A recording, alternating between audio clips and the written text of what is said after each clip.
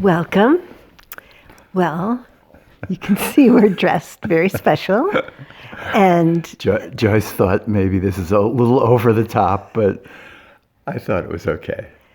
maybe Barry is, I don't know. But this is a video devoted to Pride Month and the celebration of diversity. So here we are. I had a really wonderful childhood because my mother, well, for many reasons, it wasn't perfect, but my mother really introduced me to diversity from a very early age. My mother was really into her church and like really into it. And the assistant minister, she noticed was a bachelor and lived alone, and she befriended him, and she felt something, and just in private she said, "I won't tell anyone, but are you gay?" And he said, "Yes." And then he said, but nobody can know because I wouldn't be able to be a minister. So see, the two of us have gone through when people who were of diversity were really, truly discriminated against. So this was probably 1960. So my mother, she just wanted me to know that these people are amazing. And it's an honor to have a friend who's gay or lesbian or trans. So she invited this man, Norman. He had a last name too, but I won't say it. And she invited him to our house probably, 3 dinners a week. I really got to know him. Such a wonderful man. Really, truly. And she always said, "See, isn't it just a privilege to know someone who's gay?" So I grew up like that. So when I met Barry in 1964, we were telling each other about our families, and I was telling him about Norman and what a wonderful impact that he had on my life. And Barry said, "Well, I have an uncle, but he's not gay. My mother said he just has a male friend." That's right, Claude. Yes. And I said, "A friend?" He said, "Yes." He said, "My mother said they're just friends." Our whole family was in total denial. So there was a party. He lived in New York City, in Manhattan, and we were invited to his apartment. And being the little private investigator that I am, I looked around this tiny little apartment. There was just one bedroom with one nice bed. And I took Barry aside, and I'm like, "Uncle Ralph is not. They're not just friends. Uncle Ralph is gay." Barry said, "I think I need to talk to my parents." And you did, and they said, Well, they at first, were in denial, but eventually I said, "Come on, this is what's going on," and then they got it, and it was really good for them. Uncle Ralph was by far, on Barry's side, our favorite relative. Just such a special man. Yeah. I mean, we all the nieces and nephews just loved him. Yeah. So much. And the thing about my beloved Uncle Ralph is that growing up in a family in New York where nobody listened much to anybody, it was always, people were always talking louder and nobody listened. Uncle Ralph, he would ask really deep questions of us. He really wanted to know what our lives were like and what we're learning and what we're growing, how we're growing. And he listened. He just listened. And, that made him really beloved. He was also very funny. Just such a special person. Yeah. So then we had this opportunity to, we were living in Los Angeles, and I had this opportunity to have Leo Biscaglia as my teacher at USC. And he was also almost our neighbor. There were a few houses in between, but I'd say he was our neighbor. And it was very obvious that he was gay.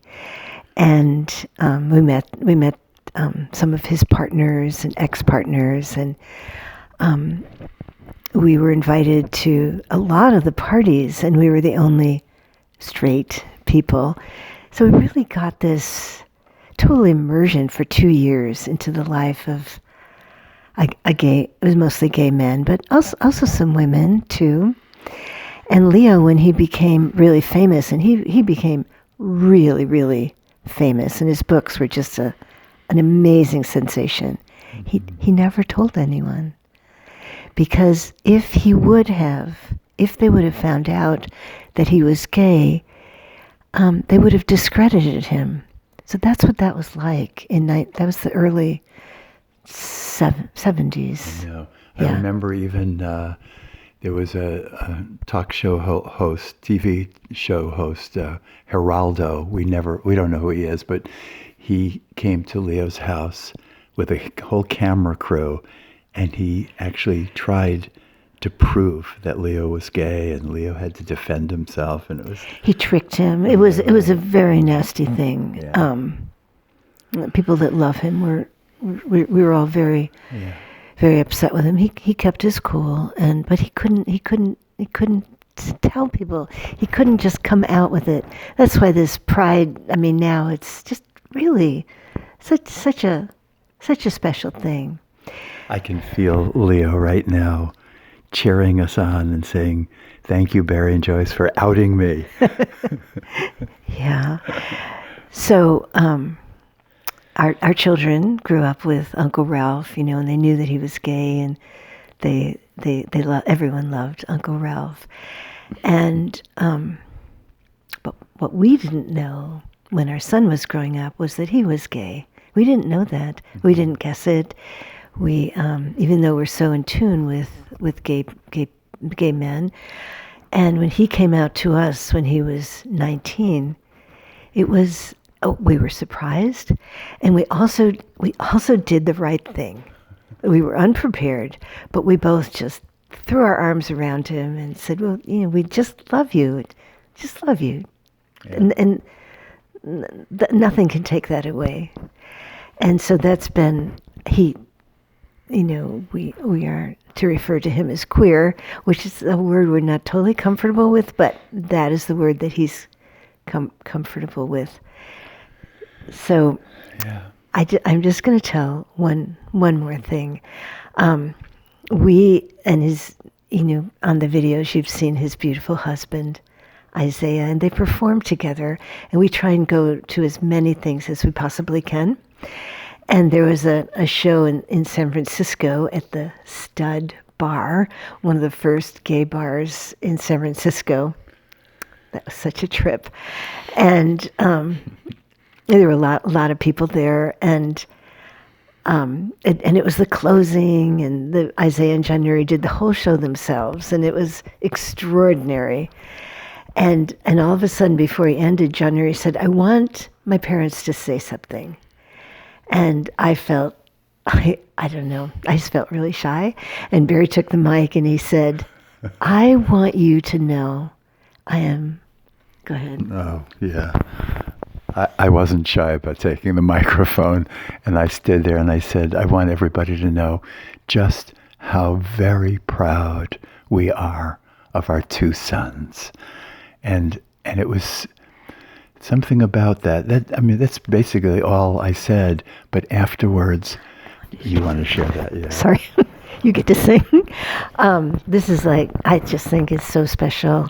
These two women came up to us, and they were in their early 20s, and they said, "Could you hug us? Because we would like to imagine what it would be like if our parents were proud of us, and our relationship, the two women." Mm-hmm. And we did. And we hugged them for a long time. And I just feel like we need to hug these people and hug them, and because they're all just so, so special. I mean, a lot of people of diversity are very proud of themselves and carry it really well, but there's also people who are are are still kind of wounded from society, and the more love we can give, the better. So I'll go back to my mom. What she taught me growing up is that it's an honor and it's a privilege to be able to love and know someone of diversity. So we are celebrating Pride Month, Yeah. and you have a beautiful song. Yeah. Yeah. Just one more thing at the stud bar in San Francisco, there was a woman who came up to us and just said, that she was probably in her 40s, and her parents still couldn't accept her way of living, right? And she asked us if we could be her honorary parents, if we could adopt her. Such a privilege. Yes, it's a privilege to give love, and it's such beautiful, beautiful, sensitive people. Okay. So I chose this song, which the words are, "I only want to love." Okay, and really, that's at the heart of diversity. We're all just wanting to love. That's all we want, to give and receive love.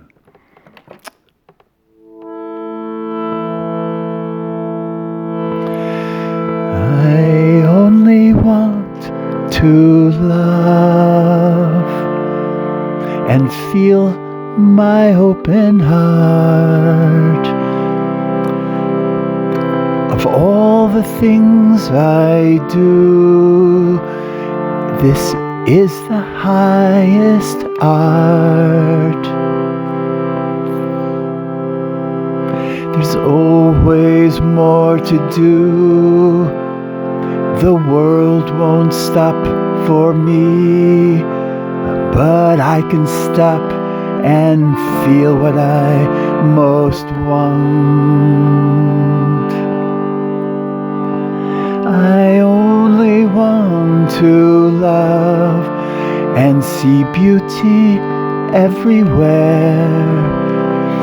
The joy it gives to me is far beyond compare. I want to see the light that dances in your eyes. I want to hear the song of your heart. I only want to love. I only want to love. I only want to love. I only want to love.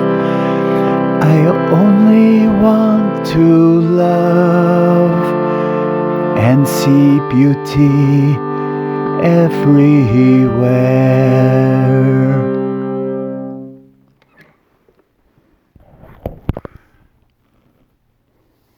So hold that thought, hold those words in your heart. I only want to love and see beauty everywhere. Feel my open heart and see goodness in every soul, right?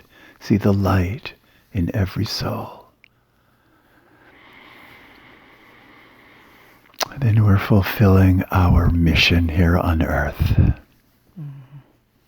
All right? Thanks for being with us again. All right, we love you very much. And happy Pride Month to all of us. All right. Bye. Bye.